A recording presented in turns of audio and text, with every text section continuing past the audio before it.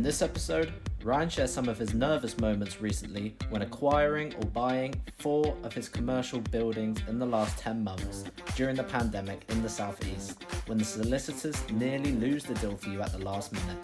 These mistakes can cost you the deal if you don't know how to manage the communication channels between separate lawyers. If you don't do this one thing, you may lose the deal at the last minute. Visit www.propertycrashcourse.com to learn more. It's 100% free. Hey everyone, I'm Ryan's show producer Adam, and we want all these episodes to impact you the most to move the needle in your business. So, before we get into today's episode, let me share Ryan's backstory to give you the confidence you may need to apply these unlocks. Ryan Otto knew he was an entrepreneur since he was 11 years old. And since 2016, an ex-convict who lost everything after discovering his now ex-wife had had an affair, he lost his home, children, and all the wealth he had built up when he was sentenced to nearly 5 years in prison for a crime carried out by a lifelong friend, and found himself in maximum security prison alongside some of the country's most dangerous and high-profile criminals. He turned this horrendous negative situation into a positive one. Trained to become a Samaritan, meaning his time in prison away from his family was spent helping other inmates who were contemplating and even had attempted suicide in custody. Ryan left custody with £175,000 worth of debt and has gone on to build a multi-million-pound portfolio in property, with his 4th hotel acquired since April 2020 during the pandemic and recession, with residential and commercial investment properties in the UK and Malta. Looking back, Ryan was nothing special. In fact, he was not academic in any way, and being a mixed-race teenager in a small town, crippled with dyslexia meant he was shy, and left school with more criminal records for petty crimes like joyriding fast cars and motorbikes than GCSEs. At 11 years old, he immediately knew that he was an entrepreneur when his mother took him to a Booker Cash and Carry in Hastings, and he discovered he could buy push hops in bulk, on his mother's account of course, for 5p and sell them for 50p, making a huge profit. His mother always said Ryan could sell their own sand back to the Arabs. In this episode, you will find value in a variety of talks, tactics and breakthroughs, strategies, unlocks and interviews around business, property investment, entrepreneurship, the hotel business and real life. It's these exact unlocks Ryan shares in these episodes that are responsible for turning his life around, and anybody listening to these episodes can do the same. It's taken Ryan 20 years of failures and success, cost him nearly 5 years in prison, to bring you these experiences that you will hear in these episodes. Please do spend the 60 seconds to leave Ryan a podcast review and a rating, because your review is the fuel that keeps Ryan delivering these episodes. Thank you. Hey podcasters, I hope everybody is good. Where are we? 9th of December 2020. What am I talking about? Solicitors, exchange of contracts. We got a hotel deal which is due to exchange contracts today, which is going to be very lucrative. It's going to generate a lot of money for my business. And yeah, it's just like the battles between solicitors. It's unbelievable, but I've seen it, 250 times with the amount of deals that we've done. Every single time where lawyers are dealing with another lawyer when they don't know each other, it's like a power struggle, which any of you guys listening to this, you'll find out in due course when you start to do some deals, buy some properties, sell some properties.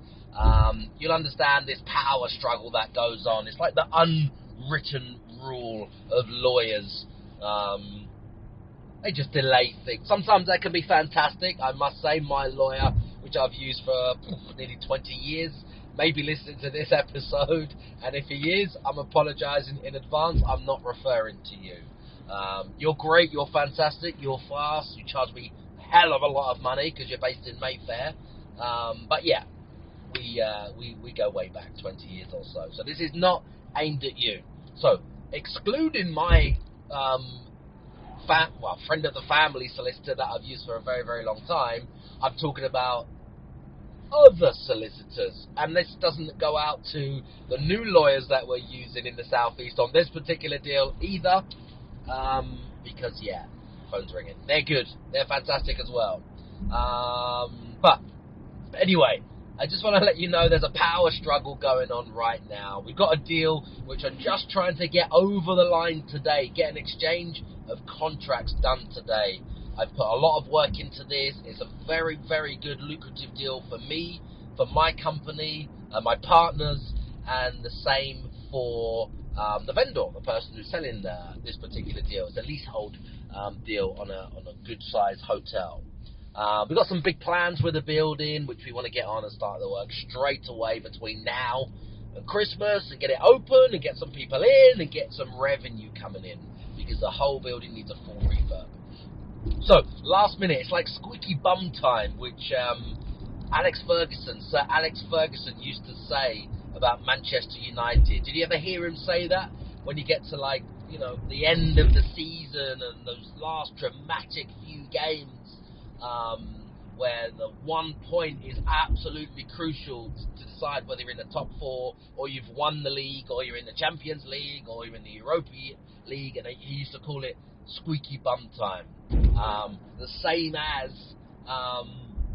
when it's right at the end of the match, you're in extra time, not even extra time. You know what it's like, Manchester United in the old days. You're in extra, and then Alex Ferguson time. So they can just have enough more time based on the end of their game in extra time just to score that extra goal to win or to equalise. It's like that, which he always used to call squeaky bum time. And to be completely honest, I get those feelings, those emotions, those ups, those downs, those like the nerves, which I still get, and I've been buying, selling, developing, purchasing property, selling property for 20 years now, 2 decades. Started in the year 2000. 1999 is actually the year 2000. Is when I started and bought my first flat. So yeah, squeaky bum time. So yeah, having those feelings, having those emotions, the lawyers emailing each other. One said they haven't heard from the other one, and there's 3 involved in this transaction because there's traffic again. There's somebody selling. I'm going to go this way. It's a nightmare. I'm going to go this way. There's somebody selling or assigning a lease. So we're buying a leasehold building. So it has the original owner of the building. It has the current lessee. And then it's me, my company, which the lease is being assigned to. So 3 sets of lawyers, as it happens, which, it takes a lot of time, and there's lots involved. So these lawyers between themselves are saying, he hasn't sent me what he needs to send me. The other one's saying, I haven't had a response from him. And then the other one's saying, this one hasn't sent that, and I'm still waiting for that. So between them, it's like gridlocked. Anyway, the leasee is calling me saying, are we exchanging today? You said we're exchanging today. We've arranged all these meetings for tomorrow between exchange and completion to go through all the hotel admin, to go through all the Booking.com accounts, all the Expedia accounts, all the OTAs, all of the integration, the phone number, the website, all of the IP that we're integrating, and obviously getting with the sale or purchase as well. And we've got a meeting scheduled for tomorrow. So he's like, let's cancel that meeting because the lawyers have just told me it's not going to exchange today because they're waiting for your lawyer. And then I'm on the other line ringing my lawyer saying, what's going on? He's like, well, we're all good. I spoke to their side this morning and I'm just waiting for them to reply to these 2 questions. So it's like you have to be the piggy in the middle to join all of the dots, because it comes to this like unspoken rule of like a power struggle right at the end where nobody actually it seems like nobody is actually helping to push the deal over the line. So yeah, squeaky bum time, exciting times. Something nearly smashed into me there in the Bentley in the lanes. I shouldn't really be going this way, but picking my son up from school. There's a massive traffic jam here, so I've tried to go cross country. Very, very bad idea when you're in a great big bloody Bentley going through the lanes. Very bad idea. Anyway, on the way to pick the children up from school. I hope you got some value from this episode. I would love to hear your thoughts on your solicitors, the deals you do, any feedback that you got. Let me know in the comments, in the chat, below the video, wherever you listen to this, see this, hear this, see this written. Let me know wherever you listen to this content. He's a #1 Amazon bestseller. He's an NLP manipulator. He's a property course seller. He's a Lamborghini driving multi-millionaire property guru. Forget that same old boring I am me narcissistic podcast format, because nobody gives a fuck. This podcast is all about you. So I'm taking these few seconds to thank you for subscribing, to thank you for leaving your 5-star reviews, and thank you for sharing this show with all of your friends. My team and I will keep bringing you these episodes and answering all of your burning questions in my Facebook community group called Property Crash Course. If you can just keep telling all of your friends about this show.